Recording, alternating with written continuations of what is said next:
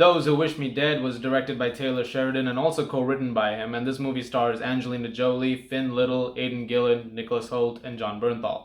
And this movie is now available on HBO Max and is also now currently in theaters. The former is how I just watched the movie. This movie tells the story of a smoke jumper named Hannah, played by Jolie, who is wrestling with some demons because of a fire rescue mission that went horribly wrong a while ago, but definitely continues to haunt her nightmares. She runs into a little boy who seems to be running away from something, and he seems to be covered in blood of sorts. And the reason is because there's some two killers who seem to be after him after they've just killed his father. This happens in the early minutes of the movie, so I don't consider it necessarily a spoiler. It's what kickstarts the entire plot. But essentially, you're following Jolie and this boy as they're trying to survive. And there's a forest fire that's also taking place that's been started to eventually flush him out. This movie was one I was very interested in. I've seen a lot of Taylor Sheridan's earlier works, including stuff he's written before, like Sicario, Hell or High Water, Wind River. And I think he's incredibly talented. I think he's a fantastic director and writer. And so, with that, coupled with the talent that is on display, I was expecting a pretty great movie. And I got a mostly solid movie. I have some issues with it. I'll get into that. For starters, though, let's talk about the stuff I liked in it. Like the acting. Angelina Jolie, once again, kicking ass. It's awesome seeing her in this movie. She's really great in it. And it's just great to see her in a role like this. And she kicks some ass, which is awesome.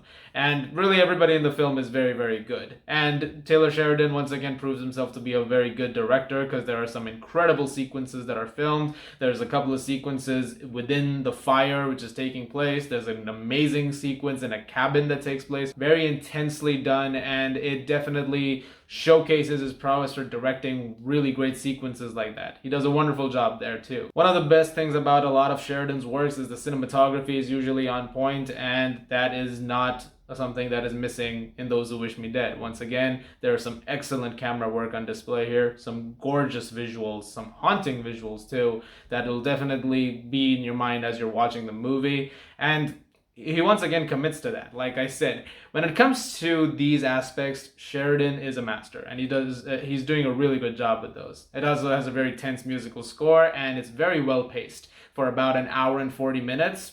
Constantly keeps you on the edge of your seat.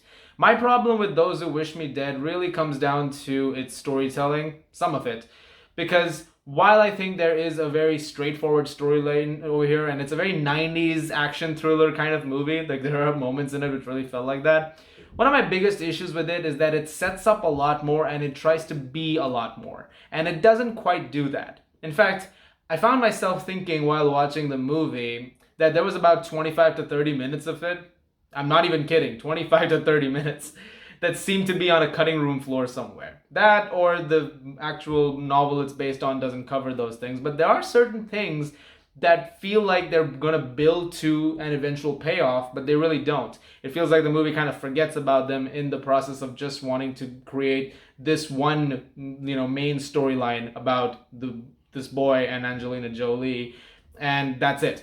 And I found that to be a bit disappointing because, like I said, the film spends a lot of time doing world building, and a lot of time is given to set things up and to explain why certain characters are doing something, explain their motivations, why this kid is on the run in the first place, along with his father. Certain things like that are already established. And eventually this kid also has a bit of a subplot, no spoilers, but he has to do something. But we don't really have an idea of what exactly has preceded this. So when we actually have to follow along and root for him doing something, it doesn't quite, the emotional resonance that I was hoping it would have wasn't quite there. I still recommend the movie though, based on a couple of things. For one, like I said, the acting is really, really good, and it is visually amazing. Like, all of the stuff that you like a lot about Taylor Sheridan's movies so far, all of that's present here. I just wished it was a more thematically deep, narratively richer movie that I'm used to seeing. I just feel like there's a lot that's left on the table long after you're done with the movie, and you'll ask yourself more questions about what should have happened, what else could have happened, rather than what has happened. Still, like I said, as a 90s action movie, I think there is a lot of entertainment value in this, and it's constantly riveting. Once again, I give it to Sheridan for creating a film that's constantly got you by the hooks. It doesn't leave you for a single minute. And that is something that is to be commended. Not every director can pull that off. But it sets up this idea of maybe I don't know, see a sequel someday.